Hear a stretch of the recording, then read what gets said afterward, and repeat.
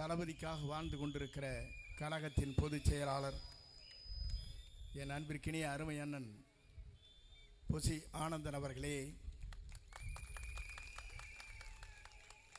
தேர்தல் பிரிவுடைய செயலாளர்,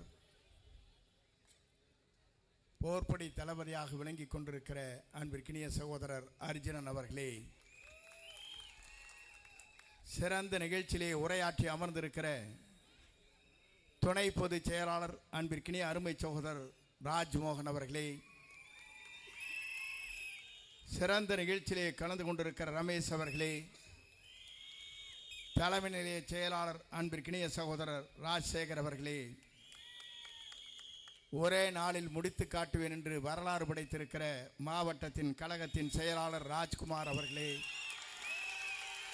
ஷேன் அவர்களே, விஜய் அவர்களே, ஆனந்த் அவர்களே, ஜெகதீஷ் பாண்டியன் அவர்களே, சிறந்த நிகழ்ச்சியிலே இங்கே வருகை தந்து தளபதியை நாளை கோட்டைக்கு அனுப்ப இருக்கிற ஆற்றல் மிக்க அன்பிற்கினிய சகோதரர்களே, நண்பர்களே, உங்கள் அத்தனை பேருக்கும் எனது பணிவான வணக்கத்தை முதலில் நான் தெரிவித்துக் கொள்கிறேன்.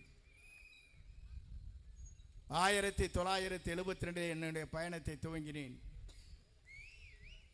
முதலே புரட்சி தலைவர் கோட்டைக்கு அவரோடு செல்லுகிற வாய்ப்பு எனக்கு கிடைத்தது. அதற்கு பிறகு புரட்சி தலைவர் அம்மா வழியில் கோட்டைக்கு செல்கிற வழி எனக்கு அந்த வாய்ப்பு கிடைத்தது. 45 ஆண்டு கால அரசியலுக்கு பிறகு என்னை தூக்கி எறிந்ததற்கு பிறகு என்னை தூக்கி பிடித்தவர் தான் தளபதி என்பதை இன்றைக்கும் நான் நெஞ்சத்தோடு எண்ணி பார்க்கிறேன். ஏன் அதை சொல்லுகிறேன் சொன்னால், இன்று இருப்பவருடைய நிலை வேறு, ஆனால் இங்கே அமர்ந்து கொண்டிருப்பவருடைய நிலை வேறு, நாளை ஆளப்போகிற நிலையே வேறு என்பதை நான் அறிவேன். நான் இதை குறிப்பிடுவதற்கு காரணம், மூன்றாவது தலைவராக நாளை ஆட்சி கட்டளை அமரப்போகிற நம்முடைய வெற்றி தளபதி தான் ஆட்சி ஆளப்போகிறார். நான் இதை குறிப்பிடுவதற்கு காரணம், எல்லா இயக்கங்களும் இருக்கின்றவர்கள் வியந்து போயிருக்கிறார்கள். நாட்டிலே நாம் இன்றைக்கு கடலூரிலே பேசுகிறோம், கடலாக மக்கள் இங்கே கூடியிருக்கிறார்கள். அனுமதி ஒரே நாள் தான். நம்மை வெல்வதற்கு எந்த சக்தியாலும் முடியாது என்பதை இந்த கூட்டம் இன்றைக்கு எடுத்து காட்டிக் கொண்டிருக்கிறது. ஏன் என்று சொன்னால், இந்த கூட்டத்தை கூட்ட வேண்டும் என்று சொன்னால் மாற்றுக் கட்சியை சார்ந்தவர்கள் இதற்கு 2 கோடி ரூபாய் செலவு செய்ய வேண்டும். 1 ரூபாய் கூட செலவு செய்யாமல் இங்கே கூட்டம் கூடப்பட்டிருக்கிறது என்று சொன்னால், இது தளபதிக்கு பின்னாலே இருக்கிற ஆர்ப்பரித்து வருகிற கூட்டம். இந்த கூட்டத்தை எவராலும் வெல்ல முடியாது.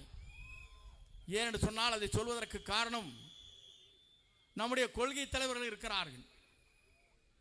கொள்கை தலைவர்களை பொறுத்தவரையிலும் அஞ்சலை அம்மா அவர்கள் இந்த மண்ணிலே பிறந்தவர், இந்த நாட்டிற்காக தியாகத்தை செய்தவர். அவருடைய நினைவு நாள் இன்றைக்கு. அதைத்தான் எண்ணி பார்க்கிறேன். கடவுளே, அந்த நாளிலே நான் பேசுகிற நல்ல வாய்ப்பு எனக்கு கிடைத்தமைக்கு கூறாட கோடி நன்றி மலர்களை உங்களுக்கு நான் தெரிவித்துக் கொள்கிறேன். என்று எனக்கு முன்னாலே பேசியவர் சொன்னார்கள், தந்தை பெரியார், காமராஜர் அவர்கள், அதே போல சட்டமேதை அம்பேத்கர் என்று சொன்னார்கள். விடுதலைக்காகவே தன்னை அர்ப்பணித்துக் கொண்டிருக்கிற பல்வேறு தலைவர்கள் இங்கே இருக்கிறார்கள். நம்மை பொறுத்தவரை நான் இன்னைக்கு எண்ணி பார்க்கிறேன், ஒரு வரலாறு படைக்கப்பட்டிருக்கிற இந்த கடவுளில் நாளை ஆட்சி மாற்றத்திற்கு இந்த கூட்டம் தான். நான் பார்க்கிற போது இங்கே குறைவான கூட்டம் இருக்குமா என்று நான் எண்ணி வந்தேன். ஆனால் வெற்றி விழா கூட்டத்தை போல இங்கே கூட்டம் கூடியிருக்கிற காட்சியை நான் காணுகிற போது, உங்களை வெல்வதற்கு எந்த சக்தியாலும் இனி தமிழகத்திலே முடியாது என்ற வரலாற்றை நீங்கள் படைக்கப் போகிறீர்கள். இந்த வரலாற்றுக்கு சொந்தக்காரர்கள் நீங்கள்.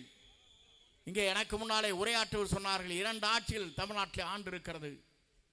புரட்சி தலைவருக்கு பிறகு, புரட்சி தலைவர் அம்மாவுக்கு பிறகு ஆட்சி நடத்தியவர்கள் இன்றைக்கு ஆட்சி நடத்தி கொண்டிருக்கிறது.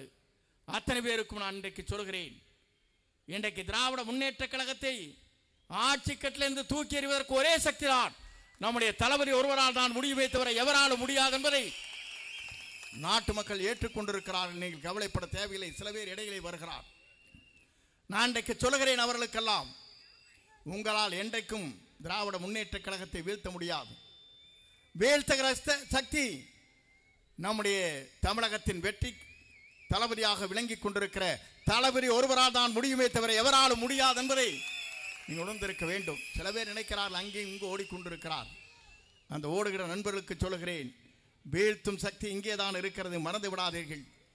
திராவிட முன்னேற்ற கழகத்தை வீழ்த்த வேண்டும் என்று சொன்னால் மக்கள் நல்லாட்சி நடத்துவதற்கு, நாளை எதிர்காலத்தை நம்பியிருக்கிற மக்களுக்கு கண்ணீரை துடைப்பதற்கு, நம்முடைய தமிழகத்தின் வெற்றி கழகத்துடைய தலைவராக மட்டுமல்ல, இந்திய நாடை வியக்கத்தக்க அளவிற்கு ஒரு வரலாற்றை படைக்கிற தலைவராக தமிழகத்திலே வீரனை போட போகிறார் என்பதை நீங்கள் மறந்துவிடக்கூடாது.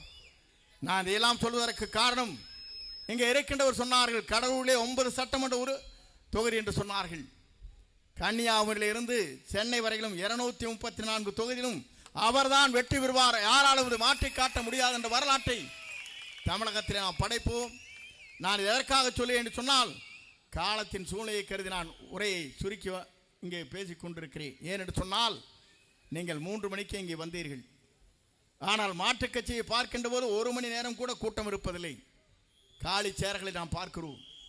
ஆனால் காலி செய்கிற கூட்டம் தான் இங்கே வெற்றி கழகத்துடைய தலைவருடைய பட்டாளங்கள் இங்கே இருக்கிறது என்பதை என்னால் உணர முடிகிறது. அதைத்தான் இங்கே சொல்லுகிற போது, பூட்டிய இரும்பு கதவை உடைத்துவிட்டு சிறுத்தியே வா, நாம் சொல்லும் வழிகளை கொள்கைகளை நீங்கள் முரசுகளாக கொட்டி வாருங்கள் என்று அழைத்து விடைபெறுகிறேன். நன்றி, வணக்கம்.